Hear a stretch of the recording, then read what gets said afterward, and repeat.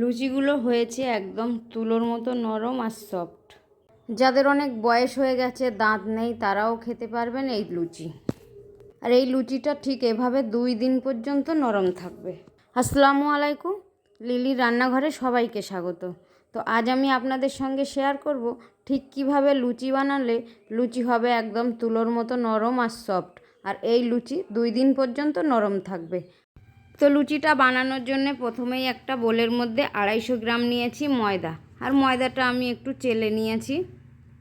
এবার এর মধ্যে দিয়ে দেব স্বাদ মতো লবণ আর দিয়ে দেব 2 টেবিল চামচ সাদা তেল। এবার এই উপকরণগুলো খুব ভালোভাবে হাত দিয়ে ঘষে ঘষে ময়ান দিয়ে নেব। আর এই ঠিকঠাক ময়ান দেওয়ার উপরেই নির্ভর করবে লুচি কতটা নরম আর সফট হবে। তো ময়ানটা ঠিকঠাক হয়েছে কি না ঠিক এভাবে বুঝতে হবে। মুঠো করলেই একটা শক্ত দলা পাকিয়ে যাবে আর সেটা নিজের থেকে ভেঙে যাবে না। হাত দিয়ে চাপ দিলে ঝুরঝুর করে ভেঙে যাবে। তো এবার অল্প অল্প জল দিয়ে ডোটা মেখে নেব। আর এখানে আমি উষ্ণ গরম জল ব্যবহার করেছি।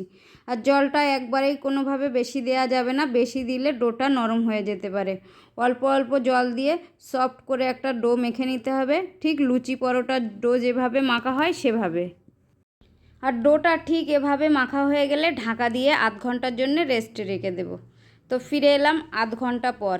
আর দেখুন বন্ধুরা, ডোটা কতটা সফট হয়ে গেছে। এবার আমি হাত দিয়ে একটুখানি মথে নেব। নেয়ার পর এখান থেকে লেচি কেটে নেব। লুচির সাইজটা যেরকম হবে ঠিক সেই রকমভাবে লেচিটা কেটে নিতে হবে। আর আমি ঠিক এইরকম সাইজ করে লেচি কেটে নিয়েছি। আর আমি লুচিগুলো একটু বড় বড় সাইজে আর একটু মোটা মোটা বানাবো, খুব বেশি পাতলা বানাবো না। তো এবার হাতের সাহায্যে গোল করে নিয়ে এভাবে চাপ দিয়ে উপর থেকে অল্প অল্প তেল লাগিয়ে দেব। তেল লাগিয়ে দেওয়ার পর বেলে নেব। আর এই লুচিগুলো তেল দিয়ে বেলে নিলে সব থেকে বেশি ভালো হয়। তো ঠিক এভাবে লুচিটা বেলে নিয়েছি। আর এদিকে কড়াইয়ে তেল গরম করে নিয়েছি। এবার এই বেলে নেওয়া লুচিটা তেলের মধ্যে ছেড়ে দিলাম। ছেড়ে দিয়ে একটুখানি সময় রেখে দিলে লুচিটা আপনা থেকেই ফুলে উঠবে। দেখুন বন্ধুরা, এখানে আমি একদমই স্কিপ করছি না। দেখুন লুচিটা কত সুন্দরভাবে ফুলে উঠেছে। আর এই লুচিগুলো ভাজতে খুব বেশি সময় লাগে না। আর অবশ্যই তেলের হিটটা মিডিয়ামে রাখতে হবে আর গ্যাসের ফ্লেমটাও মিডিয়ামে রাখতে হবে। হাইতে রাখলে খুব তাড়াতাড়ি তেলটা গরম হয়ে যাবে, লুচিগুলো পুড়ে যেতে পারে। তো এভাবে ভাজা হয়ে গেলে তুলে নেব। আর দেখুন বন্ধুরা, প্রতিটা লুচি ঠিক কিভাবে ফুলছে, একদম বেলুনের মতো ফুলে উঠছে। আর এই লুচিগুলো থাকবে 2 দিন পর্যন্ত নরম। আর ঠিক এই পদ্ধতিতে একবার বাড়িতে বানিয়ে দেখুন, এইরকম সফট নরম লুচি বানিয়ে নিতে পারবেন। তো সমস্ত লুচি আমি রেডি করে নিয়ে চলে এসেছি। আর দেখুন লুচিগুলো কতটা ফুলকো হয়েছে আর দেখতে কতটা সুন্দর হয়েছে, একদম নরম তুলোর মতো আর বেলুনের মতো ফুলকো। আর এইভাবে লুচি বানিয়ে আপনারা যে কোনো কিছুর সঙ্গেই খেতে পারেন। ছোলার ডাল বা আলুর তরকারি বা মাংসের তরকারি, যে কোনো কিছুতে, রাত্রের ডিনারে বা সকালের ব্রেকফাস্টেও খেতে পারেন।